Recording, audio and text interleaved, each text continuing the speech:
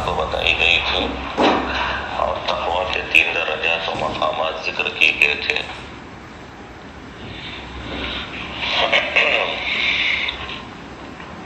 شرک سے بچنا یہ پہلا مقام ہے، کبائر سے بچنا یہ دوسرا مقام ہے، لایعنی چیزوں سے اور مشتبہات سے، صغائر سے بچنا یہ تیسرا مقام اور تیسرا درجہ ہے تقویٰ کا۔ اور یہی جو تیسرا درجہ ہے جس کے اندر مشتبہات سے بچنے اور اسی طرح صغائر سے بچنے کی بات کہی گئی ہے، اسی تقوی کے تعریف میں حضرات علماء، اولیاء اللہ اور سلف صالحین کے مختلف الفاظ سے اس کی تعبیرات آئی ہیں، اور یہی وہ مقام ہے جہاں پر اولیاء اللہ کے مقامات میں تفاوت ہو جاتا ہے، اونچ نیچ ہو جاتی ہے، اس لیے کہ اس مقام کی کوئی انتہا نہیں ہے۔ انسان پرہیزگاری میں اور احتیاط میں اپنے دین کو اتنا محفوظ رکھے کہ دینی اعتبار سے ہر چیز کے اندر باریکی سے اور احتیاط سے کام لے، تو اس کی کوئی انتہا نہیں ہے۔ اسی لیے آپ تقویٰ کی جو مختلف تعریفات سنتے ہیں کہ کسی نے تقویٰ کی یہ تعریف کی ہے، کسی نے تقویٰ کی یہ تعریف کی ہے، یہ اصل میں تقویٰ کے اس تیسرے درجے اور تیسرے مقام کی تعریف ہے۔ پہلے 2 مقامات کی تعریف طے ہے کہ شرک سے بچنا پہلا مقام ہے، کبائر سے بچنا دوسرا درجہ اور رتبہ ہے، مقام ہے تقویٰ کا۔ اب تیسرے میں مشتبہات اور صغائر سے بچنا یہ بات آتی ہے، یہ ایک خلاصہ اور مجموعہ ہے، ورنہ تو اس کی کوئی انتہا نہیں ہے، تعبیرات مختلف ہے۔ مثال کے طور پر حضرت علی کرم اللہ وجہہ نے تقویٰ کی ایک تعریف فرمائی کہ التقویٰ ترک الاصرار علی المعصیہ وترک الاغترار بالطاعہ۔ بہت جامع تعریف فرمائی ہے اور بہت اچھے الفاظ میں تعبیر فرمائی ہے کہ ترک الاصرار علی المعصیہ، گناہ پر جمے رہنے، اصرار کرنے کو چھوڑ دینا۔ اللہ کی نافرمانی چاہے چھوٹی ہو چاہے بڑی ہو، ایک آدھ مرتبہ ہو گئی، اب اس پر انسان مصر رہے، بار بار کرتا رہے، اس کے چھوڑ دینے کا نام تقویٰ ہے۔ وَتَرْكُ الْإِغْتِرَارِ بِالطَّاعَةِ، نیکی پر انسان غرور کرنے لگے اور نیکی پر انسان تکبر کرنے لگے، انسان اس سے اپنے آپ کو بڑا سمجھنے لگے، اس کو بھی چھوڑ دے۔ معصیت کے اوپر اصرار نہ کرے، نیکی پر غرور نہ کرے، نیکی پر اپنے آپ کو بڑا نہ سمجھے، نیکی کی وجہ سے انسان تکبر میں مبتلا نہ ہو جائے۔ یہ تقویٰ کی تعریف فرمائی ہے حضرت علی رضی اللہ عنہ نے، ترک الاصرار علی المعصیہ وترک الاغترار بالطاعہ۔ اور بعض حضرات سلف نے یہ تعریف فرمائی ہے کہ اللہ تختار علی اللہ سوی اللہ، کہ اللہ کے مقابلے میں کسی اور کا انتخاب نہ ہو، اور یہ بات جان لی جائے، یہ یقین رکھ لیا جائے کہ تمام معاملات اللہ کے قبضے قدرت میں ہیں۔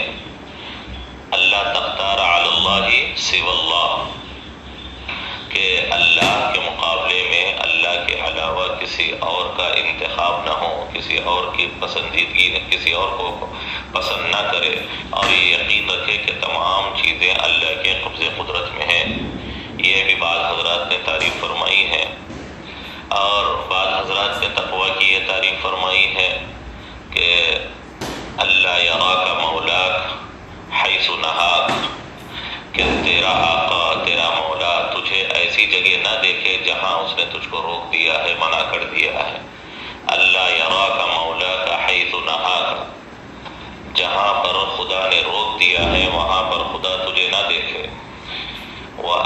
ولا یفقدک حیث امرک، جہاں پر اللہ نے تمہیں جس چیز کا اللہ نے حکم دیا ہے وہاں اللہ تمہیں موجود گم نہ پائے، وہاں تم موجود رہو۔ جہاں روکا ہے وہاں تم دکھائی نہ دو، اور جہاں پر اللہ نے حکم دیا ہے وہاں پر تم ہمیشہ موجود رہو۔ یہ جو ہے یہ بھی تقویٰ کی ایک تعریف کی گئی ہے۔ اسی لیے اللہ کے چاہنے والے اور اللہ سے محبت کرنے والے جتنا اونچے مقام پر چلے جاتے ہیں ان کا رتبہ بھی اوپر چلا جاتا ہے، اس کی کوئی انتہا نہیں ہے۔ یہ جو جتنی تعریف الگ الگ تعبیرات سے اور الگ الگ جملوں سے کی گئی ہے وہ سب کے سب تقویٰ کے تیسرے درجے کی تعریفات ہیں۔ اسی کو سمجھانے کی مختلف جو ہے اسی کو سمجھانے کے لیے مختلف جملے ہیں۔ یہ بطور مثال کہ میں نے 3 طرح کی تعبیرات جو سلف سے منقول ہے وہ آپ کے سامنے بتائی ہے، ورنہ اور بھی مختلف انداز سے حضرات علماء نے تعبیرات ذکر فرمائی ہیں۔ اس میں 2 سب سے زیادہ جامع ہیں، ایک حضرت علی رضی اللہ عنہ کا جو ہے تعارف کرانا، اور دوسرا جو میں نے ابھی بات کہی کہ اللہ یراک مولاک حیث نہاک ولا یفقدک حیث امرک۔ یہاں تک جو ہے تقویٰ کے سلسلے میں جو ہے بات ہوئی اور اس کے درجات کا تعارف ہوا۔ علامہ راضی رحمۃ اللہ علیہ نے ایک بات بہت اہم اور نقطے کی یہاں پر ذکر فرمائی ہے، وہ میں آپ کے سامنے ذکر کروں گا۔ علامہ راضی رحمۃ اللہ علیہ نے بات فرمائی کہ متقی آدمی کی جو تعریف اللہ تبارک و تعالیٰ نے ہدی للمتقین میں فرمائی ہے، متقی کی فضیلت کے لیے بس یہ ایک آیت کافی ہے۔ اگر متقیوں کی فضیلت کے لیے اس ایک آیت کے علاوہ آیتیں نہ ہوتی، احادیث میں ان کے فضائل نہ ہوتے، تب بھی ہدی للمتقین والی ایک آیت ہی متقی کی فضیلت کے لیے کافی تھی اور سب سے جامع تعریف تھی۔ وہ اس وجہ سے کہ اللہ نے یہاں پر فرمایا کہ قرآن ہدایت ہے متقیوں کے لیے، اور دوسری جگہ اللہ نے فرمایا قرآن ہدایت ہے للناس، لوگوں کے لیے۔ تو معلوم ہوا اس دونوں آیتوں کے مجموعے سے کہ متقی اللہ سے ڈرنے والے لوگ ہی اصل سارے کے سارے لوگ ہیں۔ المتقین کل الناس، سارے لوگ اصل میں متقین ہی ہیں، اس لیے کہ ایک جگہ ہدی للناس فرمایا، ایک جگہ ہدی للمتقین فرمایا۔ گویا الناس کی تفسیر، الناس کی وضاحت یا الناس کا مصداق وہ المتقین ہے۔ گویا متقین ہی الناس ہے، اور جو متقی نہیں ہے وہ انسان کہلانے کے قابل ہی نہیں ہے، الناس کے دائرے میں آ ہی نہیں سکتا۔ جو آدمی اللہ نے جو ہے لوگوں کی کا مصداق کس کو بتایا؟ المتقین کو بتایا۔ اس کا لازمی نتیجہ یہ نکلے گا کہ جو تقوی والا نہیں ہے، جو متقی نہیں ہے، وہ انسان بھی نہیں ہے، انسان کہلائے جانے کے قابل اور لائق بھی نہیں ہے۔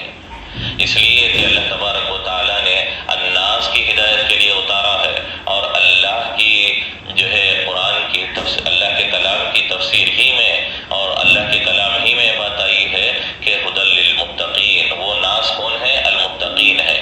لہذا جو متقی نہیں ہے وہ الناس یا وہ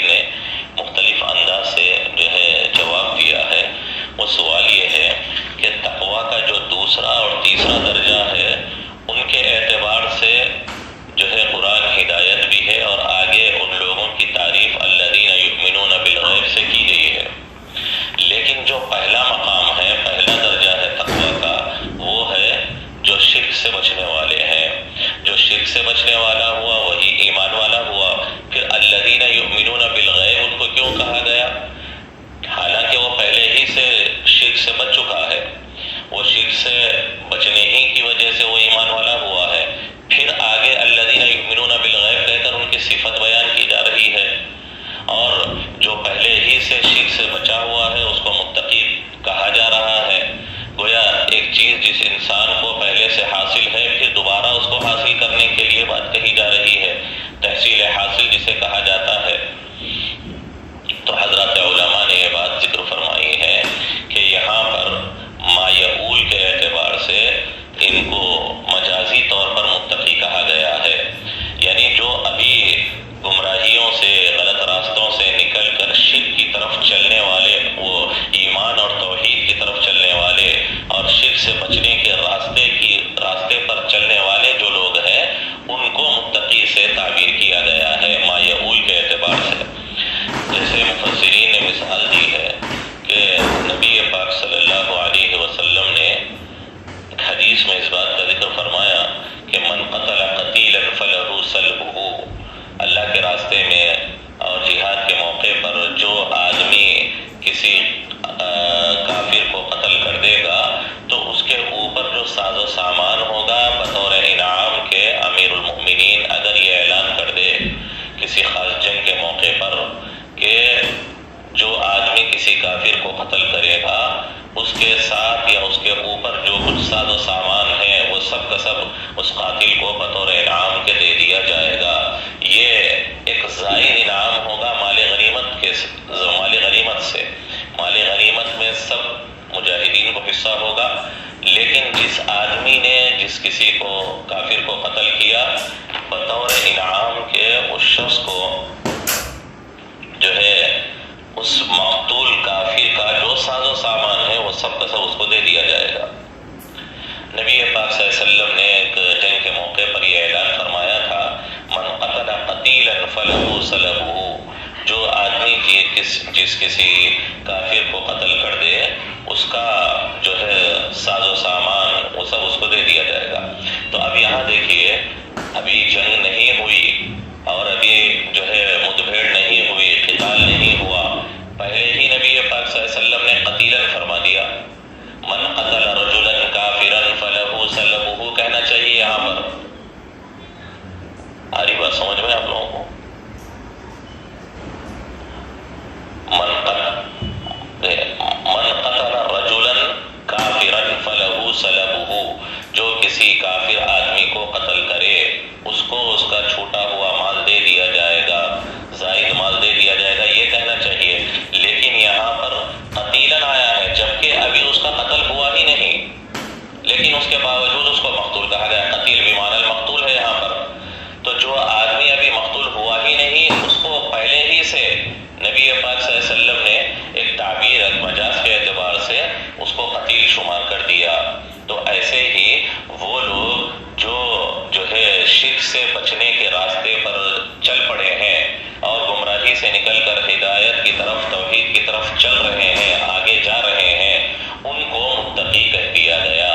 اب انہی متقیوں کا تعارف اور ان کی صفات ذکر کرتے ہوئے کیا کہا گیا؟ الذین یؤمنون بالغیب۔ اسی لیے آپ اکثر تفاسیر میں، خاص طور پر تفسیر جلالین میں بھی آپ دیکھیں گے کہ اس مقام پر ھدی للمتقین کی تفسیر صاحب جلالین نے فرمائی ہے الصائرین الی التقوی، یعنی جو تقوی کی طرف چلنے والے، جو تقوی کی طرف آگے بڑھنے والے لوگ ہیں وہ مراد ہے یہاں پر۔ ورنہ جو پہلے سے متقی ہے اور جو پہلے سے شرک سے بچ چکا ہے پھر اس کے لیے کہا جا رہا ہے کہ وہ متقی ہے اور وہ غیر پر ایمان لانے والا ہے، یہ تو ایسے ہی ہوا جو چیز پہلے سے حاصل ہے پھر اس کو جو ہے حاصل ہونے کی بات کہی جا رہی ہے، تحصیل حاصل کی بات ہو گئی۔ اسی لیے ایک قول کے مطابق حضرات مفسرین نے مانا ہے کہ اگر ہم متقین سے پہلے درجے کے لوگ مراد لیں جس میں شرک سے بچنے والے لوگ مراد ہوتے ہیں، تو ایسی صورت میں یہاں پر مجازی طور پر ان کو متقی کہا گیا ہے، اور مجاز اس اعتبار سے کہ ما یعول یعنی آگے چل کر یہ جو ہے متقی ہونے والے ہیں، اس اعتبار سے جیسے آگے چل کر وہ آدمی قتل ہونے والا ہے جو کافر ہے اس کو یہ دے دیا جائے گا، اس اعتبار سے یہاں پر بات کہی گئی ہے۔ یہ جو ہے اکثر مفسرین نے مجازی معنی مراد لیا ہے، جبکہ پہلا مقام لیا جائے، تقویٰ کا دوسرا اور تیسرا درجہ مراد لیا جائے تو پھر تو کوئی حرج ہی نہیں ہے، اس میں جو ہے آگے کی چیزیں سب آ سکتی ہے۔ بعض حضرات مفسرین نے یہ مانا ہے کہ نہیں مجاز کے لینے کی ضرورت یہاں پر نہیں ہے، اس لیے کہ مثال کے طور پر ہم اگر یوں کہیں کہ المال غنی للغنی، مال جو ہے وہ بے نیازی ہے کس کے لیے؟ مالدار آدمی کے لیے، یعنی مالدار آدمی مال کے ذریعے کیا ہوتا ہے؟ بے نیاز ہوتا ہے۔ تو اب یہاں پر دیکھیے ایک بات ہے، یا یوں کہیں ہم کہ السلاح عصمت للمعتصمین، ہتھیار حفاظت کرنے والے جو ہے محفوظ رہنے والے لوگوں کے لیے حفاظت ہے۔ تو اب اس کا یہ مطلب یہاں پر ہرگز نہیں ہوتا کہ مالدار کے پاس جو مال ہے اس سے ہٹ کر کوئی اور مال آئے گا تو انسان کے لیے وہ سبب وہ غنا اور اس کے مالداری اور بے نیازی کا ذریعہ بنے گا، ایسا نہیں ہے۔ جو اس کے پاس موجودہ مال ہے وہی سبب غنا ہے۔ جیسے میں نے مثال دی کہ ہم یوں کہیں کہ المال غنی للغنی، مال بے نیازی ہے کس کے لیے؟ للغنی، مالدار کے لیے، یعنی جو اس کے پاس موجودہ مال ہے وہی مال اس کے لیے سبب غنا ہے۔ یہ مطلب ہرگز یہاں پر نہیں ہوتا کہ اس کے پاس اس جو موجودہ مال ہے اس سے ہٹ کر اور مال آئے گا یا نیا مال اس کے پاس جو ہے وہ نیا مال اس کو حاصل ہوگا تو وہ نیا مال اس کے لیے کیا ہوگا؟ سبب غنا ہوگا، یہ مطلب نہیں ہے۔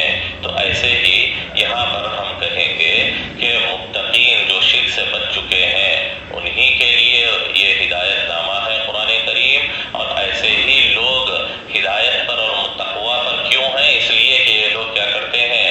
غیب پر ایمان لاتے ہیں، اللہ کی دل سے تصدیق کرتے ہیں۔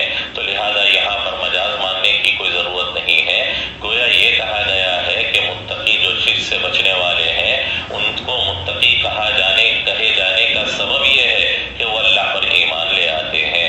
خیر بہرحال یہ نقاط نظر کا جو ہے اختلاف ہے، ورنہ کوئی جو ہے ایسی بات نہیں ہے جو کلام میں مخل ہو یا جس سے کلام میں فرق پڑ جاتا ہو۔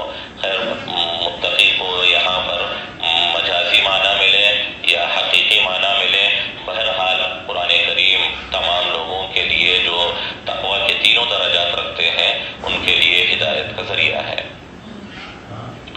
اب آگے اللہ تبارک و تعالیٰ فرماتے ہیں الذین یؤمنون بالغیب، یہ جو الذین یؤمنون بالغیب ویقیمون الصلاۃ ومما رزقناہم ینفقون، یہ جو جملہ آ رہا ہے یہ اس جملے کو ہم ماقبل سے مربوط اور متصل بھی مان سکتے ہیں اور ماقبل سے بالکل منفصل اور علیحدہ بھی مان سکتے ہیں۔ دونوں طرح سے جو ہے اس کو مانا جا سکتا ہے اور اپنی اپنی جگہ دونوں طرح کا ماننا صحیح اور درست رہے گا۔ یعنی ہم یہ مانیں کہ ھدی للمتقین پر بات پوری ہو چکی، یہاں پر وقف تام ہو چکا، ایک جملہ مکمل ہو کر ختم ہو گیا ہے۔ اب الذین یؤمنون بالغیب سے ایک جملہ نئے سرے سے شروع ہو رہا ہے جسے جملے مستانفہ کہا جاتا ہے، ماقبل سے جس کا کوئی لفظی اعتبار سے یا یوں کہیے کہ نحوی اور ترکیبی اعتبار سے کوئی ربط نہیں ہوتا۔ ماقبل کا جملہ بالکل اپنی ترکیب اور اپنے جملے کے اعتبار سے بالکل ختم ہو چکا، اب ایک نئے سرے سے دوسری بات کہی جا رہی ہے اور نیا کلام شروع ہو رہا ہے جس کو جملے مستانفہ کہتے ہیں۔ یہ اس صورت میں ہوگا جبکہ ہم دونوں جملوں کو الگ الگ مانے، یعنی انفصال مانے، اتصال نہ مانے، اور ایسا ممکن ہے۔ اور الذین یؤمنون بالغیب سے ابتدا ہو رہی ہے جملے کی، اور اولئک علی ھدی من ربہم یہ اس کی خبر ہوگی آگے چل کر۔ آگے جو اولئک علی ھدی من ربہم آ رہا ہے وہ الذین یؤمنون بالغیب کی کیا ہوگی؟ خبر ہوگی۔ یہاں سے مبتدا شروع ہو رہا ہے، اولئک علی ھدی من ربہم پر اس کی خبر مکمل ہو رہی ہے۔ یہ اس وقت ہوگا جبکہ ہم الذین یؤمنون بالغیب کو ترکیبی اور جملے کی ساخت کے اعتبار سے ماقبل سے منفصل مانے، غیر مربوط مانے، جملے مستانفہ مانے، اور ہم اس کو متصل بھی مان سکتے ہیں، ماقبل سے مربوط بھی مان سکتے ہیں، اس اعتبار سے کہ یہاں پر الذین یؤمنون بالغیب متقی کی صفت کے طور پر یہاں پر واقع ہو رہا صفت آگے تک اس کی بیان کی جا رہی ہے۔ اب ماقبل سے مربوط ہونے کے اعتبار سے اس کو ہم جو ہے صفت مانیں گے، یہی زیادہ راجح ہے۔ بعض حضرات مفسرین نے دوسری اور ترکیب کی ذکر فرمائی ہے، ورنہ یہ دو ترکیبیں زیادہ راجح ہیں۔ اگر منفصل مانیں تو الذین یؤمنون بالغیب مبتدا ہے، اولئک علی ھدی من ربہم اس کی خبر ہوگی، اور اگر ہم غیر متصل مانیں اور جو ہے مفصول مانیں، مربوط مانیں، تو ایسی صورت میں الذین یؤمنون بالغیب یہ جو ہے المتقین کی صفت بن کر یہاں پر واقع ہو رہی ہے۔ اب دیکھیے، الذین یؤمنون بالغیب، متقی وہ لوگ ہیں الذین جو لوگ یؤمنون بالغیب جو غائب پر ایمان رکھتے ہیں۔ دو لفظ ہے، غیب ایک لفظ ہے اور یؤمنون ایک لفظ ہے، ان دونوں لفظوں پر ہم جو ہے آگے بات کریں گے۔ یہاں پر پہلا لفظ آیا ہے یؤمنون، آمن یؤمن ایمان، باب افعال سے، یہ لفظ امن سے بنا ہے، سکون، طمانینت، چین، قلبی اطمینان کے لیے یہ لفظ استعمال ہوتا ہے۔ آمن یؤمن ایمان کا مطلب یہ ہے کہ کسی آدمی کو انسان تکذیب اور مخالفت سے مامون و محفوظ کر دے، یعنی ہم نے اللہ پر ایمان کو قبول کیا، ہم اللہ پر ایمان لے آئے، ہم اللہ کے رسول پر ایمان لے آئے، اس کا مطلب یہ ہے کہ ہم نے اللہ کو اور اس کے رسول کو تکذیب اور مخالفت سے محفوظ کر دیا ہے۔ ہم اللہ اور اس کے رسول کی نہ مخالفت کریں گے نہ ان کی تکذیب کریں گے، تکذیب و مخالفت سے ہم نے ان کو محفوظ کر دیا ہے۔ ان کی خبر اور ان کی اطلاع کو اللہ نے جو جو چیزیں بتائی ہے، رسول اللہ صلی اللہ علیہ وسلم نے جو کچھ اطلاعات دی ہیں، ان اطلاعات کو اور ان خبروں کو تکذیب و مخالفت سے محفوظ کر دینا، مامون کر دینا، یہی ایمان کے اصل معنی لغوی ہے۔ لغت میں آمنہ کہتے ہیں کہ کسی کو کیا کر دیا جائے، امن میں لا لیا جائے، کسی کو محفوظ کر دیا جائے۔ تو ایمان کا لغوی معنی یہ ہے کہ ہم اللہ کو اور اس کے رسول کو اور اللہ کی اطلاعات اور خبروں کو، رسول اللہ صلی اللہ علیہ وسلم کی بتائی ہوئی باتوں اور ان کی خبر کو اور ان کی اطلاع کو، جو کچھ انہوں نے بتایا ہے، سب کو ہم کیا کر دیں، محفوظ کر دیں، مامون کر دیں، یہ ایمان کہلاتا ہے۔ اب ایمان لے آنے کے بعد ہم نہ ان کی کہی ہوئی بات کو، نہ ان کی دی ہوئی اطلاع کو، نہ ان کی ذات کو، نہ ہم جو ہے انکار کرتے ہیں، نہ ان کی ہم مخالفت کرتے ہیں، ان کی کسی بات کے خلاف میں نہیں جاتے۔ یہ ایمان کا لغوی معنی ہے، اور یہ معنی شرعی معنی میں بھی ملحوظ رہے گا۔ شریعت میں ایمان کے معنی ہے وہ تمام چیزیں جو نبی پاک صلی اللہ علیہ وسلم لے کر آئے ہیں اللہ کے پاس سے، ان کو دل سے مان لینے کا نام ایمان ہے۔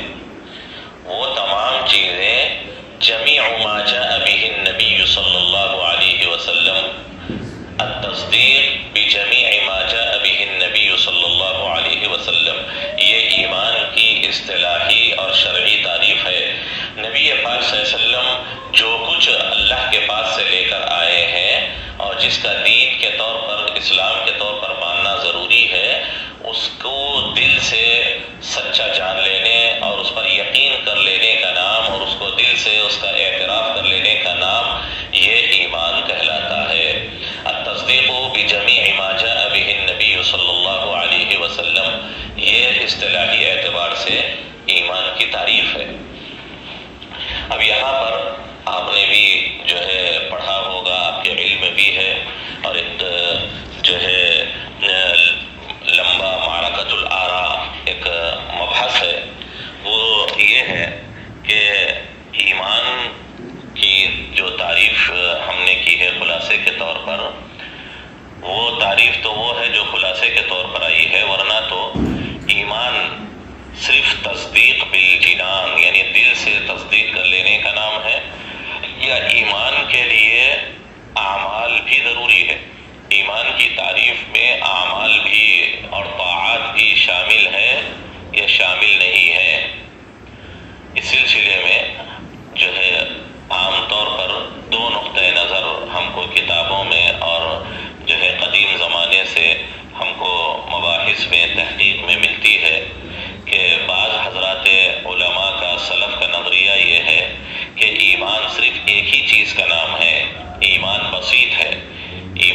ایک ہی چیز کا نام ہے، وہ تصدیق بالقلب، دل سے اللہ اور اس کے رسول کو سچا جان لینے اور تصدیق کر لینے کا نام ایمان ہے۔ بعض حضرات علماء اور سلف یہ تعریف کرتے ہیں کہ التصدیق بالجنان والاقرار باللسان والعمل بالجوارح والارکان، یعنی اعضاء و جوارح سے عمل بھی ہو، زبان سے اقرار بھی ہو، دل سے تصدیق بھی ہو، ان تینوں چیزوں کے مجموعے کا نام ایمان ہے۔ یہ جو ہے اس کا مطلب یہ نکلا کہ ایمان مفرد نہیں ہے، ایمان مرکب ہے۔ ایمان میں کئی چیزیں شامل ہوں گی، تب جا کر ایمان کا تحقق ہوگا۔ صرف تصدیق کا نام نہیں ہے، بلکہ عمل بھی ایمان کے لیے اور ایمان کے اندر ضروری حصے کے طور پر آئے گا۔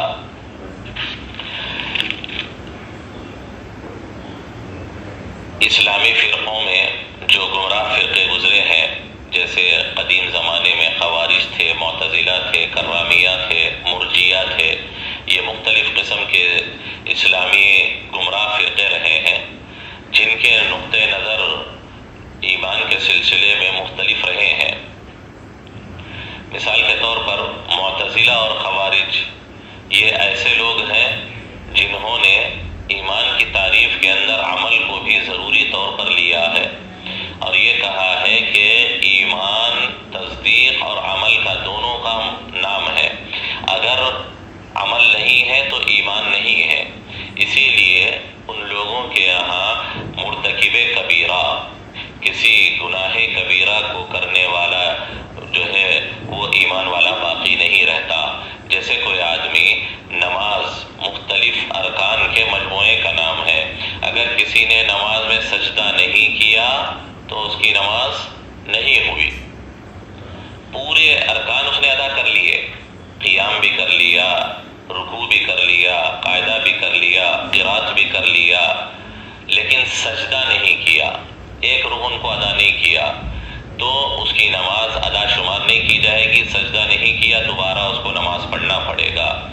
اسی طرح معتزلہ اور خوارج کا یہ ماننا ہے کہ ایمان تصدیق قلبی کا نام ہے اور اعضاء و جوارح سے عمل کرنے کا نام ہے، گویا عمل ایمان کا رکن ہے، ایمان کی اصل تعریف میں وہ شامل ہے، اس سے اس کو خارج نہیں کیا جا سکتا، جس کا لازمی نتیجہ یہ نکلے گا کہ اگر کسی نے دل سے لا الہ الا اللہ کہہ دیا اور اس کے بعد اس نے عمل نہیں کیا تو ان کے نزدیک وہ شخص مومن نہیں ہے، وہ شخص اسلام مسلمان نہیں ہے، یا پھر اس نے کسی گناہ کبیرہ کا ارتکاب کر لیا، کسی حرام چیز کا ارتکاب کر لیا، تو وہ لوگ یہ کہتے ہیں کہ چونکہ عمل اس کی زندگی میں نہیں پایا گیا، ایمان والا عمل نہیں پایا گیا، اسی لیے یہ مومن اور مسلمان کہلائے جانے کے قابل اور اس کا اہل اور قابل نہیں رہے گا۔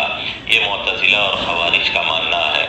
ہم اہل سنہ والجماعت کا اس بات پر اتفاق ہے کہ گناہ کبیرہ کا مرتکب یا کسی عمل حرام کا مرتکب فاسق و فاجر تو ہو سکتا ہے، لیکن وہ کافر نہیں ہو سکتا، وہ ایمان سے خارج نہیں ہو سکتا۔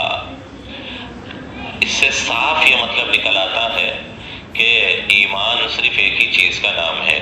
ایمان کی حقیقت میں، ایمان کی تعریف کے اجزاء میں عمل اصلاً داخل نہیں ہے۔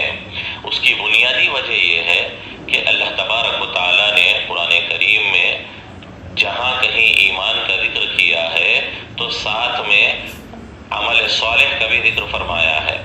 الذین آمنوا وعملوا الصالحات، الذین آمنوا وعملوا الصالحات، یہ اکثر جگہوں پر آیا ہے۔ اب یہاں آپ دیکھیں، الذین آمنوا کہنے کے بعد وعملوا الصالحات کہا گیا ہے، واو کے ذریعے بیچ میں حرف عاطفہ کے ذریعے ان دونوں کو لایا گیا ہے، اور واو کے ذریعے جو عطف یعنی جو لایا جاتا ہے وہ واو عمومی طور پر عربی زبان میں عطف کے لیے جو آتا ہے تو وہ مغایرت کو بتانے کے لیے آتا ہے، یعنی اس چیز کو بتانے کے لیے آتا ہے کہ معطوف علیہ الگ ہے اور معطوف الگ ہے، دونوں غیر ہے، ایک چیز نہیں ہے۔ معلوم ہوا الذین آمنوا ایمان الگ چیز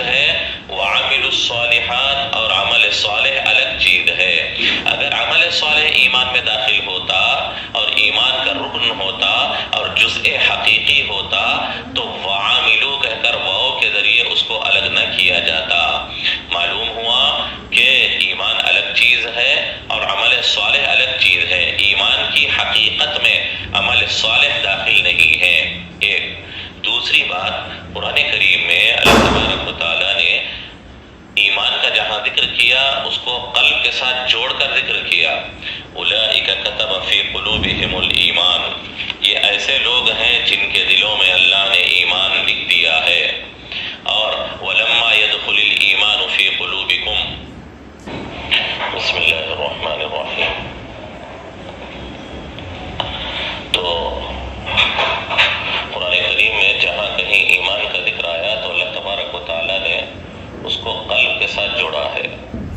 جیسے وَقَلْبُهُ مُطْمَئِنٌ بِالْإِيمَانِ أُولَئِكَ كَتَبَ فِي قُلُوبِهِمُ الْإِيمَانِ، اور وَلَمَّا يَدْخُلِ الْإِيمَانُ فِي قُلُوبِكُمْ وَلَمْ تُؤْمِنْ قُلُوبُهُمْ. اس طرح کئی جگہوں پر قرآن کریم میں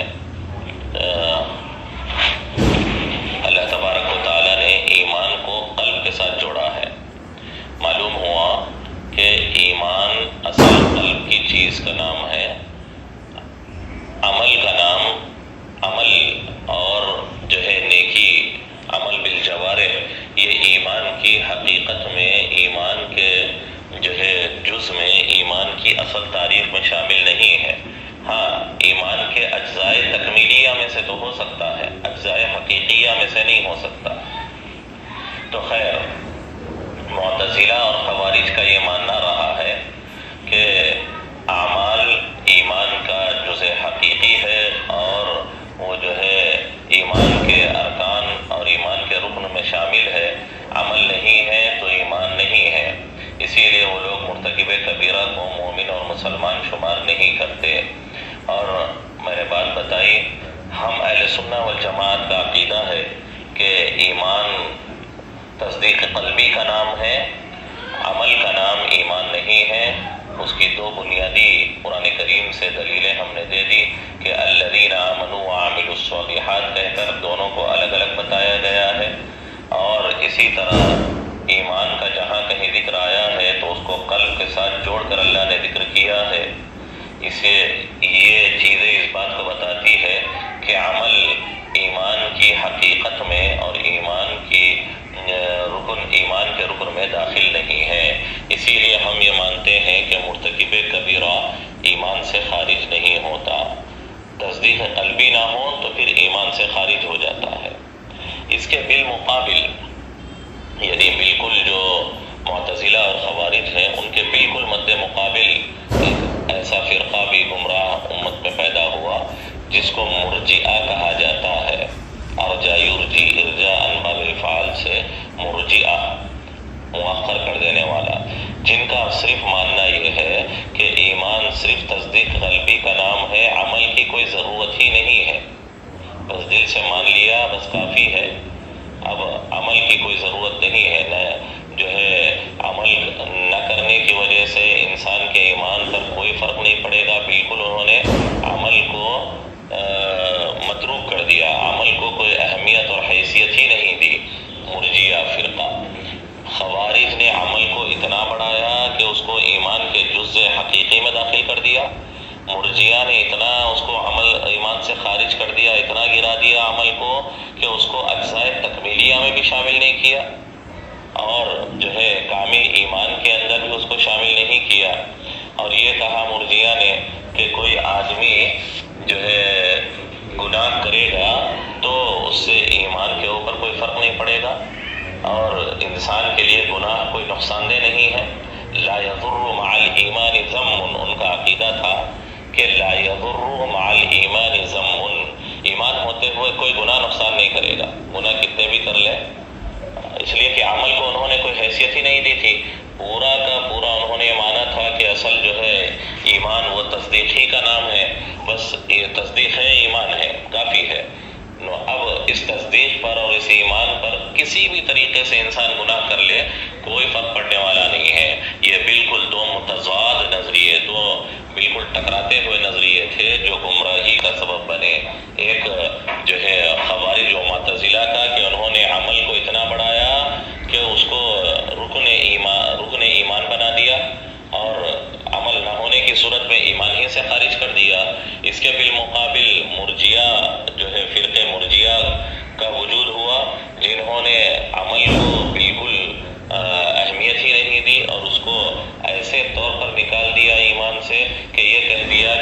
کسی کی زندگی میں عمل نہیں ہے کوئی فرق نہیں پڑے گا، اور گناہ کی وجہ سے ایمان کو کوئی نقصان نہیں پہنچے گا۔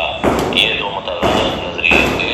تو اب ان دونوں متضاد نظریوں کے درمیان ہم اہل سنت والجماعت کا عقیدہ ہے، ہم یہ مانتے ہیں کہ عمل نہ کرنے سے اور گناہ سے ایمان کے اوپر اثر ہوتا ہے اور ایمان کمزور پڑ جاتا ہے، اور عمل اجزائے تکمیلیہ میں سے ہے، اور ان کے مقابل میں ہم کہتے ہیں کہ عمل جزء حقیقی نہیں ہے، کہ اگر کسی نے عمل نہ کیا اور حرام کا ارتکاب کر لیا تو وہ اسلام سے خارج نہیں ہوگا، ایمان سے خارج نہیں ہوگا۔ اب اس بات کی طرف آئیں کہ ہم اہل سنہ والجماعہ میں تعبیر کے اعتبار سے، لفظی اعتبار سے تھوڑا سا حضرات سلف صالحین کے درمیان ایمان کی تعریف کرنے میں اختلاف رہا ہے۔ وہ اختلاف صرف لفظی اور تعبیراتی اختلاف ہے، کوئی حقیقی اختلاف نہیں ہے۔ حضرت امام ابو حنیفہ رحمۃ اللہ علیہ اور اسی طرح متکلمین اور حضرات فقہا سے یہ بات منقول ہے کہ وہ لوگ صرف ایمان تصدیق کا نام کہتے ہیں، ایمان صرف تصدیق قلبی کا نام ہے، ایمان کی تعریف میں وہ عمل کو لاتے نہیں ہیں۔ اس کے برخلاف ہم اہل سنہ والجماعہ میں حضرت امام شافعی رحمۃ اللہ علیہ ہے، اور اسی طرح امام بخاری رحمۃ اللہ علیہ ہے، امام مسلم ہے اور امام مالک ہے۔ یہ جو ائمہ حضرات ہیں، یہ حضرات ایمان کی جب تعریف کرتے ہیں تو تصدیق قلبی کے ساتھ ساتھ عمل بالجوارح کو بھی ضرور شامل کرتے ہیں ایمان کے اندر، اور ایمان کی تعریف مرکب کرتے ہیں، جس کو میں نے کہا التصدیق بالجنان والاقرار باللسان والعمل بالجوارح والارکان، یہ مکمل تعریف کرتے ہیں۔ اسی لیے آپ امام بخاری کی صحیح البخاری اٹھائیں گے اور دیکھیں گے تو انہوں نے کتاب الایمان سے جو ابواب قائم کیے ہیں، جو تراجم قائم کیے ہیں، اس میں جو ہے ایمان کے ساتھ اعمال کو ضرور ذکر کیا ہے، اور عمل نہ ہونے کی وجہ سے ایمان کے اندر کمی زیادتی کا ذکر فرمایا ہے کہ ایمان کے اندر زیادتی ہوگی، ایمان کے اندر کمی ہوگی، یہ عمل ہوگا تو زیادتی ہوگی، یہ عمل نہیں ہوگا تو جو ہے کمی ہو جائے گی۔ یہ اس پر بہت زور دیا ہے، اور یہ جو ہے تأثر دیا ہے امام بخاری رحمۃ اللہ علیہ نے کہ ایمان کے لیے عمل کا ہونا انتہائی ضروری ہے۔ لیکن چاہے امام حنیفہ رحمۃ اللہ علیہ ہوں، چاہے امام بخاری، امام شافعی ہو، سب اس بات پر اتفاق رکھتے ہیں کہ اصل ایمان تو دل سے تصدیق کرنے کا نام ہے، مفرد چیز کا نام ہے۔ ہاں البتہ عمل اجزائے ترکیبیہ میں سے ہے، لیکن امام ابو حنیفہ رحمۃ اللہ علیہ نے تعریف میں اور اس کا تعارف، ایمان کا تعارف کراتے ہوئے عمل کا ذکر نہیں کیا، اور امام بخاری اور امام شافعی رحمۃ اللہ علیہ وغیرہ نے ایمان کا تعارف اور تعریف کرتے ہوئے عمل کا ہر جگہ ذکر کیا ہے، اور ہر جگہ اس کو جو ہے پیش کرتے رہے ہیں۔ یہ اصل میں جو اختلاف ہے وہ اپنے زمانے کے اعتبار سے اختلاف رہا ہے۔ حضرت امام ابو حنیفہ رحمۃ اللہ علیہ کا جو دور ہے، اس دور میں جو ہے خوارج و معتزلہ کا غلبہ تھا، اور ان کے زمانے میں حکومت اور بادشاہت پر معتزلہ غالب ہو چکے تھے، اور الناس علی دین ملوکہم، لوگ اپنے بادشاہوں کے دین اور طرز پر ہوتے ہیں، لہذا معتزلی عقائد امت کے اندر بڑی کثرت سے، بڑی تیزی سے رواج پانے لگے تھے، اور معتزلہ نے ایمان کی تعریف کی تھی کہ جو ہے دل سے تصدیق اور اپنے اعضاء و جوارح سے عمل ضروری ہے۔ لہذا یہ عوام الناس میں بھی تأثر یہی جا رہا تھا کہ اگر کسی نے عمل نہیں کیا یا ارتکاب کر لیا کسی کبیرہ کا، تو معتزلہ نے اپنی قوت اور حکومت اور بادشاہت کے بلبوتے پر یہ زور انہوں نے دینا شروع کر دیا تھا کہ وہ پھر مومن نہیں رہے گا۔ تو اس کی مخالفت اور اپنے زمانے کی گمراہی کی مخالفت کرتے ہوئے، اور جو اپنے زمانے میں سب سے بڑی گمراہی کا سبب بن رہا تھا، اس کو روکنے کے لیے امام حنیفہ رحمۃ اللہ علیہ نے ایمان کی تعریف میں عمل کو ذکر نہیں فرمایا، اس لیے کہ معتزلہ اور خوارج نے عمل کو اتنا بڑھا دیا تھا، اتنی اہمیت دے دی تھی کہ اگر کسی کی زندگی میں عمل نہیں ہے یا کسی کی زندگی میں گناہ کبیرہ کا ارتکاب ہے تو ایمان ہی سے اس کو خارج کر دیا تھا۔ تو امام امام حنیفہ رحمۃ اللہ علیہ نے اپنے زمانے میں لوگوں کو بتایا کہ ایسی بات نہیں ہے، اگر کسی نے عمل نہیں کیا یا کوئی حرام کا مرتکب ہو گیا، کسی نے شراب پی لی، کسی نے نماز چھوڑ دی، کسی نے زنا کر لیا، کسی نے کسی کا مال زبردستی چھین لیا، تو وہ کافر نہیں ہو جائے گا، وہ ایمان سے خارج نہیں ہو جائے گا، اس لیے کہ ایمان کی اصل حقیقت میں عمل داخل نہیں ہے، ایمان صرف تصدیق قلبی کا نام ہے۔ اس پر انہوں نے زور دیا اور عمل کو ذکر نہیں کیا۔ اگر عمل کو بھی ذکر کرتے اور عمل کو بھی تعارف میں اور تعریف میں بار بار اس کا تذکرہ لاتے تو یہی تاثر جاتا کہ امام حنیفہ رحمۃ اللہ علیہ کا نظریہ اور جو ہے مسلک بھی وہی ہے جو خوارج و معتزلہ کا ہے۔ اسی لیے اہل سنہ کے عقیدے کو ممتاز کرنے کے لیے اور خوارج و معتزلہ کے عقیدے سے اپنی براءت اور ان کی گمراہی کو ظاہر کرنے کے لیے امام حنیفہ رحمۃ اللہ علیہ نے اپنے زمانے میں اس بات پر زور دیا تھا کہ ایمان صرف ایک ہی چیز کا نام ہے، تصدیق قلبی کا، ورنہ تو یہ لوگ گناہ کبیرہ کا ارتکاب کرنے والوں کو ایمان سے خارج کر ان کو کافر بنانے لگے تھے۔ امام حنیفہ رحمۃ اللہ علیہ نے ان کا ایمان بچایا اور اپنے زمانے میں اس بات پر زور دیا کہ ایمان صرف ایک ہی چیز کا نام ہے، گناہ کرنے کی وجہ سے ایمان سے خارج نہیں ہوگا۔ اور امام بخاری اور امام شافعی رحمۃ اللہ علیہ وغیرہ کا جو دور ہے، اس دور میں جو ہے مرجیہ کا غلبہ تھا۔ مرجیہ اپنے عقائد کو کہ بالوں پر بکھیرنے لگے تھے، وہ لوگ یہ کہنے لگے تھے کہ صرف تصدیق قلبی کا نام ہے، عمل کی کوئی ضرورت نہیں ہے، اور کوئی گناہ بھی کر لے تو کوئی نقصان ہونے والا نہیں ہے، اس کا ایمان پر کوئی اثر پڑنے والا نہیں ہے، ایمان تو بس اپنی جگہ باقی رہے گا۔ لا یضر مع الایمان ذنب کا انہوں نے نعرہ بلند کیا تھا۔ تو اب امام بخاری اور امام شافعی اور ان جیسے لوگوں کو اپنے زمانے کی اس گمراہی کا مقابلہ کرتے ہوئے، جنہوں نے عمل کو کوئی اہمیت ہی نہیں دی تھی، انہوں نے عمل کی اہمیت کو بتانے کے لیے اور عمل کی اہمیت کو اجاگر کرنے کے لیے ایمان کی تعریف میں ضروری طور پر عمل کو شامل کیا تھا، والعمل بالارکان والعمل بالجوارح ضروری طور پر شامل کیا تھا۔ یہ اس وجہ سے کیا تھا کہ تاکہ مرجیہ کا رد ہو جائے اور اپنے زمانے کے اعتبار سے جو ہے گمراہی پھیل رہی ہے وہ گمراہی ختم ہو۔ مرجیہ نے جو اپنا نظریہ اور اپنا عقیدہ پھیلانا شروع کیا تو لوگوں میں عمل میں کوتاہی شروع ہو چکی تھی، لوگ یہ کرنے لگے تھے کہ بس ہم ایمان والے ہیں، اب گناہ بھی کر لیں تو کوئی نقصان نہیں ہے، ایمان الگ چیز ہے، عمل الگ چیز ہے، لہذا عمل کرنے کی کوئی خاصی ضرورت نہیں ہے۔ اسی لیے امام بخاری رحمۃ اللہ علیہ نے بارہا زور دیا ہے کہ ایمان کے لیے عمل ضروری ہے، اور عمل نہ ہو تو ایمان کے اندر کوئی زیادتی نہیں ہوگی، کمی زیادتی کا انہوں نے جو ہے بہت ابواب قائم کیے ہیں۔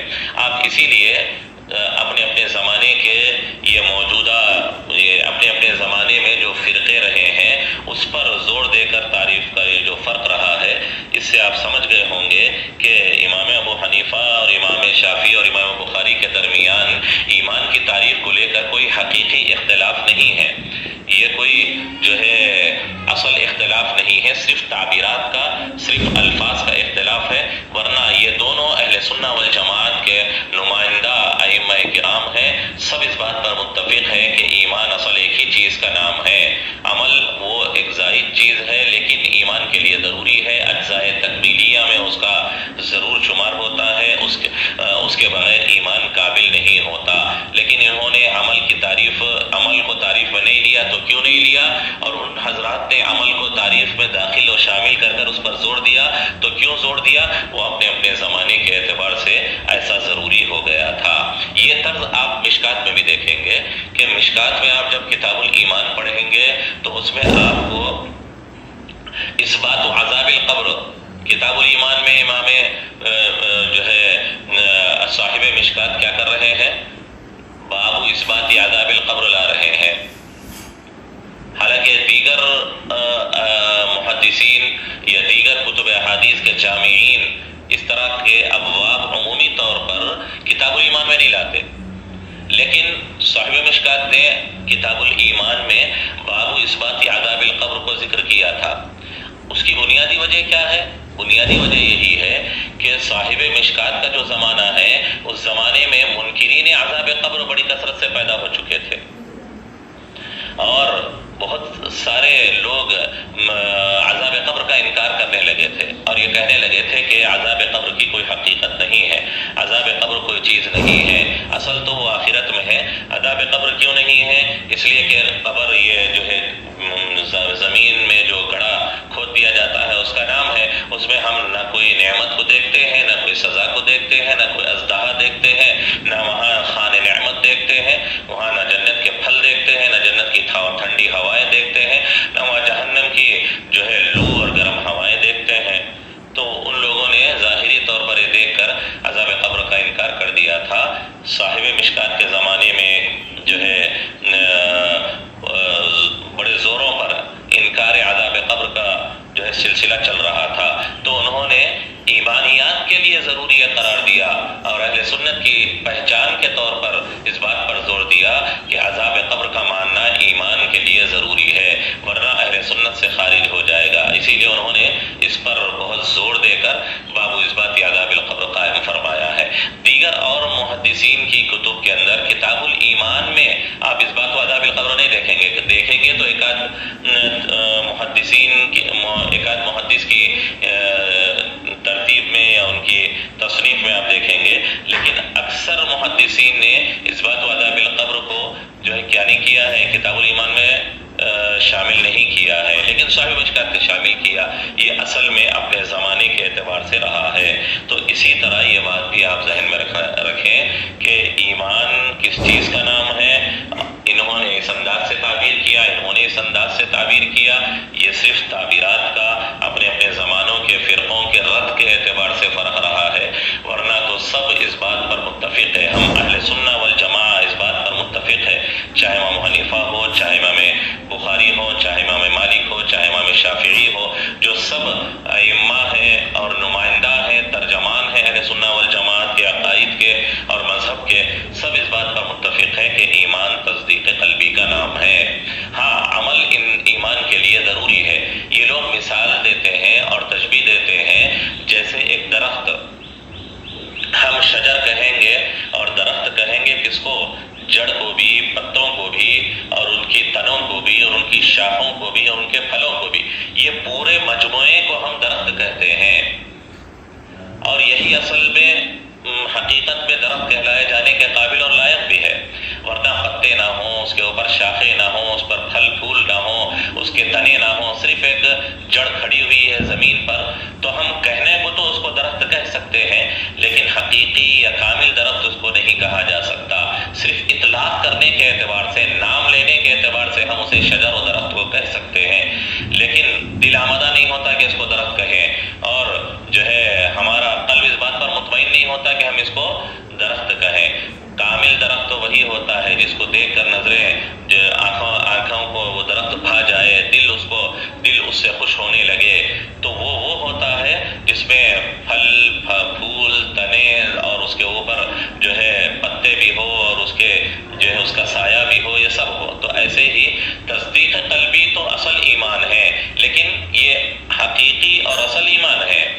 اس ایمان کے لیے جو اجزائے تکمیلیہ ہے وہ اگر ہوں گے تو وہ کامل ایمان ہوگا، اس کو دیکھ کر دل خوش ہوگا کہ انسان کے ایمان لے آنے کے بعد اس کی زندگی میں عمل بھی ہو، واجبات اور طاعات پر عمل بھی ہو، اور اسی طرح ترک معاصی بھی ہو، اور گناہوں سے اجتناب بھی ہو، یہ سب ہوگا تو وہ ایسے ہوگا جیسے پھل کے درخت کے ایک جڑ کے اوپر پتے ہیں، پھول ہے، پھل ہیں، اور اس کے اوپر تنے ہیں اور اس کا سایہ بھی ہے۔ تو ایسے ایمان والے کو ایمان والا کہنے سے دل اطمینان بھی پاتا ہے اور دل سے اس پر خوشی بھی حاصل ہوتی ہے۔ ورنہ اتنی بات ضرور ہے کہ اگر پھل پھول نہ بھی ہو تو ہم اس کو درخت کہتے ہیں، لیکن وہ کامل نہیں ہے۔ ایسے ہی عمل نہ ہو، صرف تصدیق قلبی ہو تو ہم ایمان والا کہیں گے، لیکن وہ ایسا ایمان والا نہیں ہے جس کو ہم کامل کہہ سکیں، جس پر ہمارا دل مطمئن ہو سکے۔ بس ایمان ہے، بس اطلاق کے اعتبار سے، کہہ دینے کے اعتبار سے، نام کے اعتبار سے ہم ایمان والا اس کو کہہ دیتے ہیں۔ یہ جو ہے اصل میں ایمان کی حقیقت ہے، اور اس کا جو ہے اس کے سلسلے میں یہ تعبیرات کا اختلاف ہے۔ یہ ایک لمبے اختلاف کو خلاصے کے طور پر اور جو ہے سمجھانے کے لیے ہم نے اس کو بہت سمیٹ کر اس کو ذکر کر دیا ہے. بس اتنا ذہن میں رکھیں کہ مرجیہ ایک فرقہ رہا ہے، ان کے مقابل میں خوارج و معتزلہ رہے ہیں. جیسے قدر کے سلسلے میں، تقدیر کے سلسلے میں ایک منکرین قدر رہے ہیں، ایک ایسے رہے ہیں جو ہے جن کو یہ کہتے ہیں کہ تقدیر ہی سب کچھ ہے، تقدیر ہی سب کچھ ہے، بندہ کچھ نہیں کر سکتا. بعض لوگ وہ ہیں جو کہتے ہیں کہ نہیں، بندہ سب کچھ کر سکتا ہے، تقدیر وقدیر کچھ نہیں ہے. یہ دو متضاد نظریے رہے ہیں جن کو فرقہ قدریہ اور فرقہ جبریہ کہتے ہیں. فرقہ جبریہ کا مطلب یہ ہے کہ وہ لوگ جو یہ کہتے ہیں کہ انسان بالکل مجبور محض ہے، سب کچھ تقدیر ہی ہے، انسان کچھ نہیں کر سکتا. اس کے بالمقابل وہ قدریہ ہے، منکرین قدر، وہ کہتے ہیں کہ نہیں، انسان سب کچھ کر سکتا ہے، تقدیر کچھ نہیں ہے. یہ دو متضاد افراط و تفریط والے نظریے ہیں. اس کے درمیان ہم اہل سنہ والجماعہ ہیں جو یہ مانتے ہیں کہ انسان جو ہے سب کچھ نہیں کر سکتا اور انسان کچھ بھی نہ کرے ایسا بھی نہیں ہے. انسان مجبور محض بھی نہیں ہے، انسان قادر کل بھی نہیں ہے، قادر مطلق بھی نہیں ہے، انسان درمیان میں ہے. ایسے ہی اس ایمان کے سلسلے میں بھی ہم اہل سنہ درمیان میں ہیں. مرجیہ خوارج و معتزلہ کے وہ لوگ ایمان کو کے ساتھ عمل کو ضروری قرار دیتے ہیں. یہ لوگ اتنا ضروری قرار دیتے ہیں کہ وہ نہ ہو تو ایمان ہی خارج کر دیتے ہیں. اور یہ مرجیہ عمل کو بالکل بے حیثیت گردانتے اور قرار دیتے ہیں، اتنا کہ کوئی گناہ بھی کر لیا جائے تو کوئی نقصان نہیں ہوتا، اس بات کے قائل ہیں. اور انہوں نے صدا ہی بلند کی تھی لا یضر مع